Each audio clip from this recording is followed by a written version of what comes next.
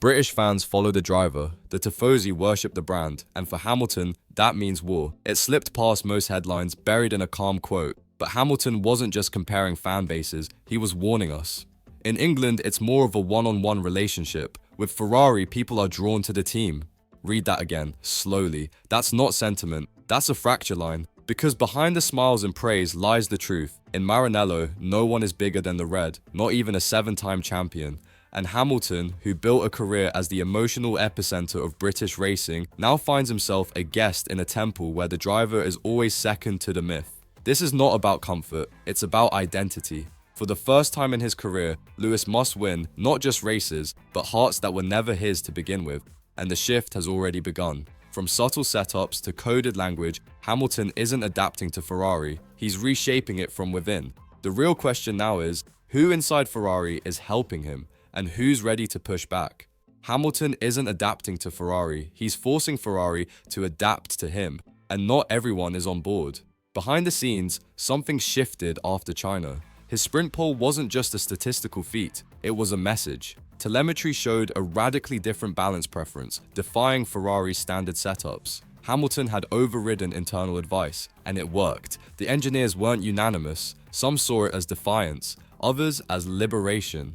Enter Ricardo Adami, the quiet engineer with a growing role. Not Leclerc's old guard, not part of the Vasseur-era spotlight, but those who listened closely noticed. Hamilton started referring to him more, even over more senior figures. Strategy tweaks, brake feel changes, even comms flow. Adami was there. This isn't a team following a new leader, it's a team fragmenting under pressure. And inside that pressure, Hamilton is building a new command chain. He's not fighting Ferrari, he's splitting it, methodically. And if you want proof, look at what happened in Austria when Hamilton got the new floor and Leclerc didn't. In Austria, one car got the upgrade, the other got excuses, and that silence was deafening. Ferrari proudly announced its new floor. The long-awaited upgrade meant to reignite their title hopes, but only one driver received it, Hamilton. Leclerc left with the old spec. The official explanation was corporate calm. Not enough time to produce 2 units, but those close to the garage know better. This floor wasn't neutral, it favored aggressive turn-ins, the exact style Hamilton had demanded since China. Leclerc, meanwhile, has struggled with the SF25's rear instability. Giving Lewis the update first wasn't just technical, it was political. Leclerc's side of the garage? Tense, frustrated. Whispers of favoritism echoed through the paddock, but Adami, now closely tied to Hamilton's engineering circle, praised the fluid communication with Lewis. A subtle nod, or a coded shift of allegiance.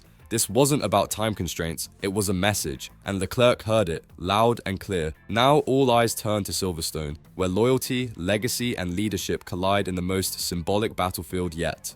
At Silverstone, Hamilton doesn't race, he commands, and now he does it in Ferrari red.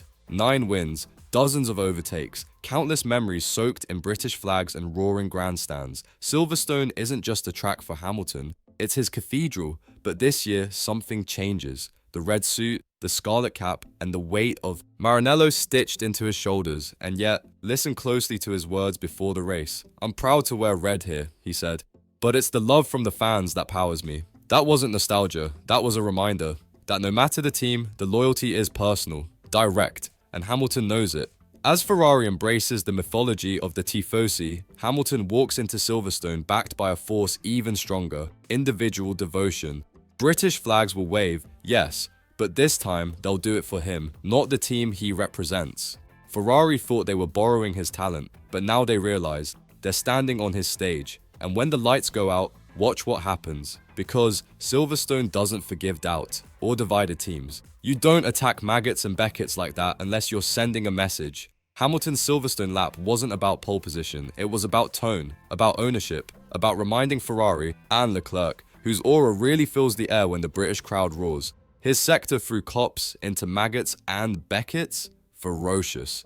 Even the onboard footage reveals something raw. Less correction on entry, more throttle aggression mid-corner. Total commitment. Not just engineering confidence, emotional defiance. The telemetry later confirmed it. Hamilton carried 6 km more through Beckett's than any previous Ferrari driver at Silverstone. That's not setup alone, that's a mindset. That's legacy meeting momentum. And Leclerc struggled with grip. Radio chatter full of questions. The tone was different. hesitant. Hamilton didn't need to beat Charles. He needed to own the weekend, to turn Silverstone into a scarlet fortress where the cheers followed him, not the horse. This wasn't a battle of teammates. It was a battle for narrative control. And by Sunday evening, the flag said everything. Red caps, yes, but under British skies, they belong to Lewis. You can fake harmony in press conferences, but in debriefs, body language never lies. After Silverstone, the mood inside Ferrari wasn't celebration, it was calibration. Publicly, they praised both drivers. Privately, the energy had shifted. Vasseur kept his answers vague. Leclerc's tone, flat, rehearsed. Hamilton, meanwhile, walked through the paddock like a man reclaiming territory that had always been his. Sources close to the team described the post-race debrief as quietly fractured. Hamilton spoke first, clear, directive, surgical. Leclerc followed, more questions than statements. And Adami? His laptop was angled toward Hamilton, not Charles. A small detail, but in Formula One, every angle counts. This isn't about who's faster, it's about who controls the story. Ferrari knows what happens when factions form. They've lived it before. But this time, the shift isn't from the inside, it's coming from the outside in. Hamilton didn't just bring speed, he brought gravity, and it's pulling the team around him. The next races won't just test setups or tire wear, they'll test loyalty. And in Maranello, that's always where the real war begins. You can't serve two leaders in Formula One. Eventually, the car answers to one voice. The whispers are getting louder. Inside the factory, two camps have started to form. One follows tradition, the Ferrari of Leclerc, nurtured through years of loyalty. The other sees evolution. Ferrari as a vessel for Hamilton's final crusade, and the SF25 is starting to reflect the fracture. Balance tweaks are aligning more with Lewis's style. Brake feel calibration shifted, mid-corner behavior optimized for throttle on rotation. In meetings, datasets presented first are Hamilton's. Leclerc's inputs? Often challenged, sometimes sidelined. Some call it natural adaptation, others quiet favoritism. But here's the reality. Ferrari is becoming emotionally bilingual. One voice in English, measured and assertive. The other in Italian, proud but defensive. Vasseur walks a diplomatic line, but his indecision is visible. You can delay a civil war, you can't prevent it. Because soon, a choice must be made.